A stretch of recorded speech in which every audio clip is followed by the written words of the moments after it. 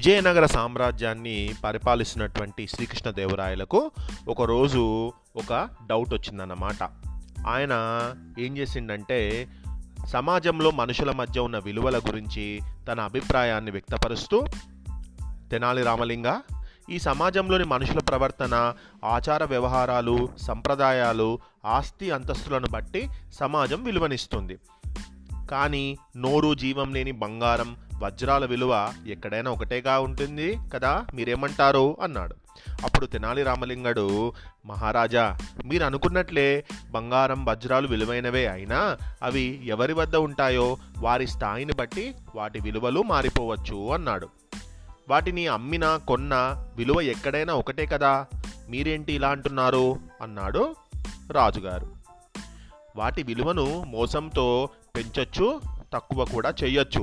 అలాంటి మోసం చేసేవాళ్ళు కొందరు ఉంటారు మహారాజా అన్నాడు తెనాలి రామలింగడు. అవునా, అయితే ఈ వ్యత్యాసాన్ని మీరు ప్రత్యక్షంగా చూపించగలరా అన్నాడు రాజు. అప్పుడు తెనాలి రామలింగడు బాగా ఆలోచించి, అలాగే మహారాజా, రేపటి రోజున ఖజానా నుంచి విలువైన 4 వజ్రాలు తెప్పించండి అని చెప్పి వెళ్ళిపోయాడు. మరుసటి రోజు తెనాలి రామలింగడు 4 వ్యక్తులను వెంట పెట్టుకొని శ్రీకృష్ణదేవరాయల వద్దకు తీసుకొచ్చాడు. అప్పుడు రాజు ఇలా అన్నాడు, తెనాలి రామలింగ, మీరు కోరినట్లు వజ్రాలు తెప్పించాను, ఇవిగో అన్నాడు. 4 ఒక్కొక్కటి ఇచ్చి ఏం చేయాలో చెప్పి పంపించేశాడు తెనాలి రామలింగడు. వారిలో మొదటివాడు ఆ ఊరి వజ్రాల వ్యాపారి అయినటువంటి దాసు వద్దకు వెళ్ళి వజ్రాన్ని అమ్మాలని చూశాడు. వజ్రాన్ని చూస్తూనే దాసు, చాలా గొప్ప వ్యక్తిగా ఉన్నాడు ఇతను, మిమ్మల్ని చూస్తుంటే గొప్పవారి కొలువుల్లోనో పనిచేస్తున్నట్లున్నారు అన్నాడు. నేను మహారాజు కొలువులో పనిచేస్తున్నాను. నా పనితనానికి మెచ్చి ఈ వజ్రాన్ని నాకు బహుమతిగా రాజుగారు ఇచ్చారు. ఇప్పుడు నాకు డబ్బు అవసరం, అందుకే నేను ఈ వజ్రాన్ని అమ్మాలనుకుంటున్నాను అన్నాడు. అతన్ని చూడగానే చాలా మంచి వేషంలో ఉన్నాడు, చాలా నీట్గా ఉన్నాడు.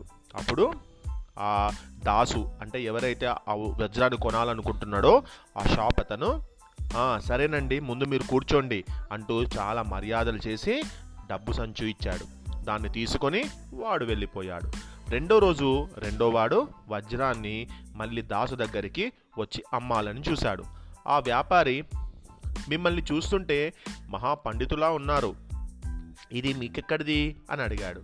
అందుకు ఆ వచ్చిన వ్యక్తి, నేను మన మహారాజు కొలువులో ఆస్థాన కవిని, నా కవిత్వానికి మెచ్చి నాకు ఈ వజ్రాన్ని బహుమతిగా ఇచ్చారు, దాని విలువకు తగిన ధనం ఇప్పించండి అన్నాడు. అప్పుడు ఆ వ్యాపారి లోపల 2 పద్యాలు చెబితే రాజు పొంగిపోయి ఇలాంటివి ఎన్నో ఇస్తాడు, దీని విలువ వీడికి ఎలా తెలుస్తుంది అని మనసులో అనుకొని ధనం ఇచ్చి పంపించేశాడు.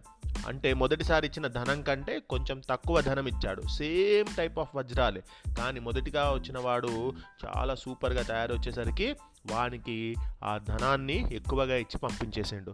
ఇతను కొంచెం కవిలా కనిపిస్తే అంత నీట్గా లేడు. నీట్గా లేకపోయేసరికి వీడికేం తెలుస్తుందిలే దాని యొక్క వాల్యూ అని చెప్పి కొంచెం డబ్బు తక్కువ ఇచ్చి పంపించిండు. ఇక మూడో రోజు వ్యాపారి వద్దకు వచ్చిన మూడో వాడిని చూసి, నిన్ను చూస్తే రాజుగారి సైనికుడి ఇలాగా ఉన్నావు, ఆయన దగ్గర నువ్వు పనిచేస్తావా అన్నాడు. అవునవును, నేను మన మహారాజు గారి సైనికుడినే, నా కొడుక్కి నేను నామకరణం చేయాలి, నాకు ధనం అవసరం, దాని విలువకు తగిన పైకం ఇప్పించండి అన్నాడు. వ్యాపారి మనసులో, వీడికి యుద్ధ వ్యూహాలు, పహారా తప్ప దీని విలువ వీడికేం తెలుస్తుంది అనుకొని ఇదే దీనికి వచ్చే పైకం అని చేతుల్లో కొంత డబ్బు పెట్టాడు. రెండో వాడికి ఇచ్చిన డబ్బు కంటే తక్కువ డబ్బు ఇచ్చాడు. 4వ రోజు ఆఖరి వాడు వ్యాపారి వద్దకు వెళ్ళి, సామి, నా కూతురి పెళ్లి చేయాలా, దీన్ని కొనుక్కొని పైకం ఇవ్వండి అన్నాడు. వ్యాపారి వాడిని ఎగాదిగా చూసి, ఏయ్, ఇది ఎక్కడిది నీకో అని గట్టిగా అన్నాడు. అయ్యా, నన్ను దొంగగా అనుమానించడం ఏం బాగోలేదు. నేను రాజుగారి వద్ద వంట మనిషిని, నా పనితనానికి మెచ్చి రాజుగారు నాకు దీన్ని ఇచ్చాడు, కావాలంటే రాజుగారి దగ్గరికి పోదాం రా సామి అన్నాడు. వ్యాపారి సరే సరే అంటూ చాలా తక్కువ పైకం ఇచ్చి పంపించేశాడు. తర్వాత ఆ 4 రాజమందిరానికి వెళ్ళి జరిగినదంతా చెప్పారు. వ్యాపారి మనుషుల వేషాలు, వారి వృత్తిని బట్టి విలువలు కట్టి మోసం చేసి హెచ్చు తగ్గులుగా ఆ డబ్బుని ఇచ్చి పంపాడు. చూసారా ప్రభు, విలువలు ఎలా మారాయో అన్నాడు తెనాలి రామలింగడు. నిజమే తెనాలి రామలింగ, అర్థమైంది. వెంటనే ఆ వ్యాపారిని పిలిపించండి అన్నాడు. చిత్తం ప్రభు అన్నాడు అక్కడున్నటువంటి సైనికులు. మరునాడు సభలోకి వచ్చిన వ్యాపారిని ఉద్దేశించి, ఆ నలుగురి వద్ద ఒకే రకమైన వజ్రాలున్నా ఒక్కొక్కరికి ఒక్కొక్క విలువ కట్టిస్తారా అని రాజు ప్రశ్నించాడు. తాను చేసిన మోసం రాజుగారికి తెలిసిపోయిందని భయపడి, ప్రభు నన్ను క్షమించండి అని చేతులు జోడించి వేడుకున్నాడు దాసు. సమన్యాయం తెలుసుకొని వ్యాపారం చేస్తే నీ విలువ ఈ సమాజంలో పెరుగుతుంది. ఇకనైనా బుద్ధి తెచ్చుకొని బతుకు అని గట్టిగా చెప్పాడు.